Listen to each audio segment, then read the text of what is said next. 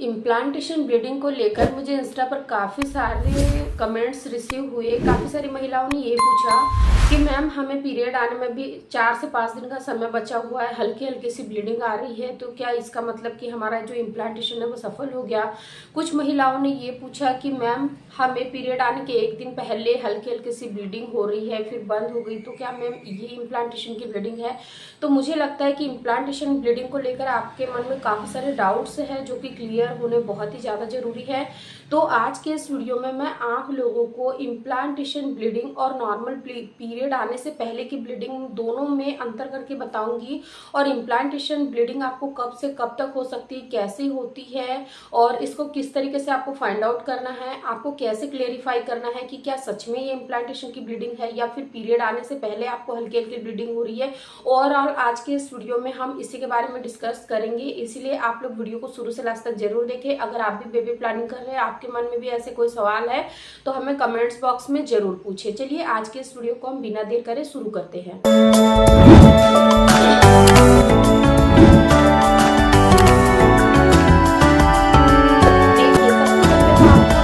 को समझना बहुत ही ज़्यादा ज़रूरी है कि अगर आपकी रेगुलर पीरियड साइकिल है, यानी कि अगर आपकी जो पीरियड की डेट है वो 28 से लेकर 30 दिन के अंदर रिपीट होती है, यानी कि ये आपका साइकिल है 28 से 30 दिन का,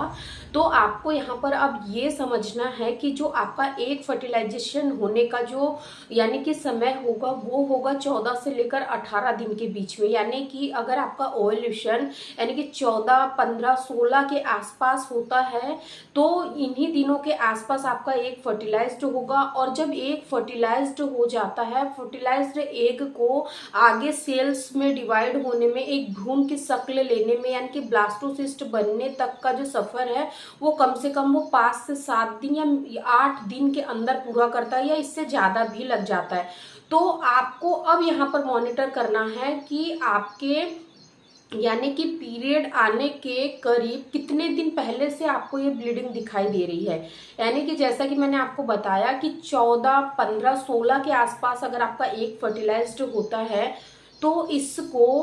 यानी कि आपके एंडोमेट्रियम की दीवार में आकर चिपकने में कम से कम 9 दिन का समय भी लग सकता है। तो अब आपको यहाँ पर आपकी बॉडी पर 21-22वें दिन से आपको थोड़ा सा ध्यान देना है, क्योंकि जब इम्प्लांटेशन का प्रोसेस आपकी बॉडी में ऑलमोस्ट डन हो जाता है, यानी कि सक्सेसफुली आपका बच्चा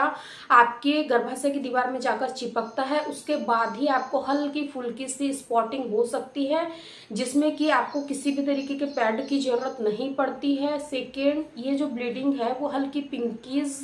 या फिर हल्की ब्राउनिश या फिर ब्राउन जो मिट्टी होती है ना उस कलर की होती है। और थर्ड चीज, ये लगातार आपको नहीं होगी, 1 से 2 ड्रॉप आपको होगी और फिर इसके बाद वो बंद हो जाएंगी। तो आपको इस चीज को थोड़ा सा समझना है। वहीं पर अगर आपको ऐसा लग रहा है कि आपके पीरियड आने में 2 दिन का समय बचा हुआ है और उससे पहले आपको हल्की हल्की सी ब्राउन कलर की ब्लीडिंग हुई जो कि कंटिन्यू दिन में कम से कम 8 से 10 बार हुई, इसके बाद में बंद हो गई और इसी बीच आपने पैड का भी इस्तेमाल कर लिया, तो ये इम्प्लांटेशन की ब्लीडिंग नहीं है। क्योंकि इम्प्लांटेशन की ब्लीडिंग आपको पीरियड के करीब 6 से 7 दिन पहले दिखाई दे सकती है, और वो बिल्कुल 1 से 2 ड्रॉप होंगी, ना कि पूरे दिन भर आपको कंटिन्यू फ्लो यानी हल्की सी होती रहेंगी और पेट की भी जरूरत पड़ेगी। इसको हम इम्प्लांटेशन की ब्लीडिंग नहीं बोलते हैं। 1 से 2 दिन पहले हो रही है, यानी कि ये इंडिकेट है करता है कि अब आपके 1 से 2 दिन के अंदर पीरियड आने वाले हैं। क्योंकि मेरी काफ़ी सारी फॉलोअर्स कमेंट करती है कि मैम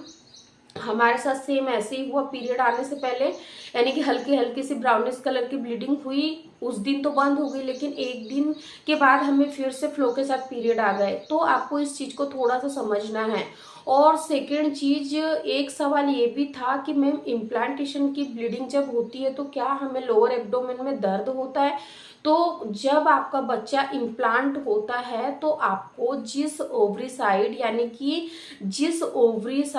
फेलोपियन ट्यूब में आपका जो एक फर्टिलाइज्ड हुआ था वो ट्रेवल करते हुए आपके गर्भाशय की दीवार में जाकर चिपकता है, तो या तो वो राइट साइड चिपक सकता है या फिर लेफ्ट साइड। तो जिस साइड आपका बच्चा इम्प्लांट होता है ना उस साइड आपको हल्की हल्की सी क्रैम्पिंग हो सकती है, बिल्कुल लाइट माइल्ड सी क्रैम्पिंग होती है। आपको लोअर लोअर एब्डोमेन यानी कि आपका जो ब्लैडर है, पेल्विक मसल्स के पास आपको कभी भी दर्द नहीं होता है इम्प्लांटेशन का। अगर ऐसा दर्द हो रहा है तो ये भी कहीं ना कहीं पीरियड आने की वजह से हो रहा है, यानी कि पीरियड आने वाले हैं आपको 102 दिन में। तो इस चीज को आपको समझना है। और एक चीज जो कि इम्प्लांटेशन ब्लीडिंग से जुड़ी है कि मैम अगर इम्प्लांटेशन की ब्लीडिंग होती है तो क्या हमें प्रेगनेंसी नहीं होगी? तो देखिए डियर, अगर सक्सेसफुली इम्प्लांटेशन की ब्लीडिंग आपको होती है तो ये तो बहुत अच्छी बात है। ये तो आपको 100% शो करता है कि इस महीने आपको प्रेगनेंसी होने के पूरे पूरे चांसेस है, क्योंकि आपका जो इम्प्लांटेशन है वो सफल हुआ है। लेकिन फिर भी डिपेंड करता है कि आपकी जो लास्ट की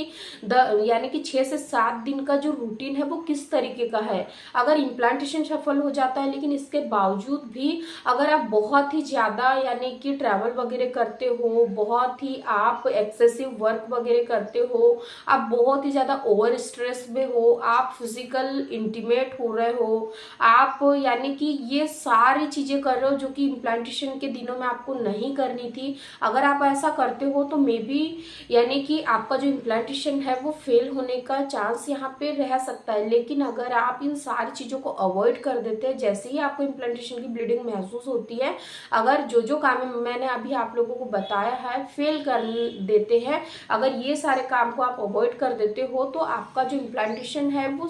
सफल हो ही जाएगा। क्योंकि एक कमेंट कल मुझे रिसीव हुआ था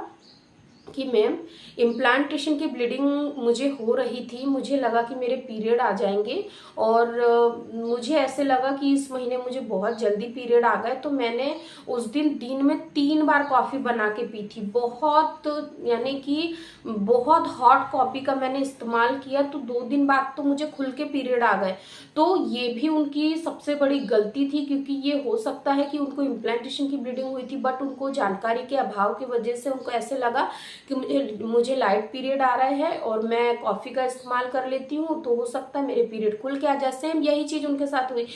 क्योंकि कॉफ़ी काफ़ी ज़्यादा हॉट होती है और कॉफ़ी में कैफीन भी होता है। क्योंकि जब पर्सनली मैं अपना एक्सपीरियंस बताऊं कि जब मेरी डिलीवरी होने वाली थी, लेबर पेन मुझे शुरू हुए थे सेकंड प्रेगनेंसी में, तो डॉक्टर ने मुझे यही एडवाइस किया था कि आप 2 से 3 कप कॉफ़ी का इस्तेमाल कर लीजिए, कॉफ़ी पी लीजिए, तो आपको जो दर्द है वो काफ़ी तेजी से आएंगे, दर्द बढ़ जाएंगे, कॉन्ट्रिक्शन आपको कंटिन्यू बार बार आएंगे, तो फिर आपकी जो बच्चेदानी का मुंह है वो भी जल्दी से खुल जाएगा और डिलीवरी हो जाएगी। सेम एज इट इज ये चीज़ें मेरे साथ हुई। इसीलिए देखिए डियर, अगर आपको हल्की फुल्की सी ब्लीडिंग दिख जाती है तो आपको ज़्यादा घबराना नहीं है, ये इम्प्लांटेशन की हो सकती है। और आपको इम्प्लांटेशन के दिनों में आपको अपनी ज़्यादा से ज़्यादा केयर करनी है, स्ट्रेस फ्री रहना है, ज़्यादा हेवी वर्क नहीं करना है, बिल्कुल भी पैनिक नहीं होना है, एग्रेसिव नहीं होना है, किसी पर भी अपने मन की भड़ास नहीं निकालना है। कई बार ऐसा होता है कि हल्की सी भी स्पॉटिंग, हल्का सा भी एक धब्बा भी दिख जाता है ना, तो जो हमारा फ्रस्ट्रेशन है वो कई बार हमारे हस्बैंड के ऊपर निकल जाता है कि इस महीने तो मुझे प्रेगनेंसी नहीं होगी। यानी कि आप एक फीमेल हो, आप अपने मन से ही सोच लीजिए कि अगर आपके साथ ये चीज़ें होंगी तो आप किस तरीके से रिएक्ट करोगे। तो ऐसी हर एक महिला के साथ यही कहानी होती है और वही चीज़ें मैं आप लोगों को क्लियर करना चाहती हूँ कि ऐसा आपको नहीं करना है। आई रियली होप कि इम्प्लांटेशन ब्लीडिंग से जुड़े हुए आपके जितने भी डाउट्स थे वो क्लियर हो गए होंगे और आपको ये क्लियर जरूर हो गया होगा कि इम्प्लांटेशन की ब्लीडिंग और नॉर्मल पीरियड आने से पहले की ब्लीडिंग में क्या क्या अंतर होते हैं। डियर, अगर आप लोगों ने अभी तक चैनल को सब्सक्राइब नहीं किया तो चैनल को जरूर सब्सक्राइब कर दें। इंस्टा पेज को भी आप लोग जरूर फॉलो कर लें, क्योंकि इंस्टा पर आप मुझसे पर्सनली डीएम से के थ्रू बात कर सकते हो। Thank you.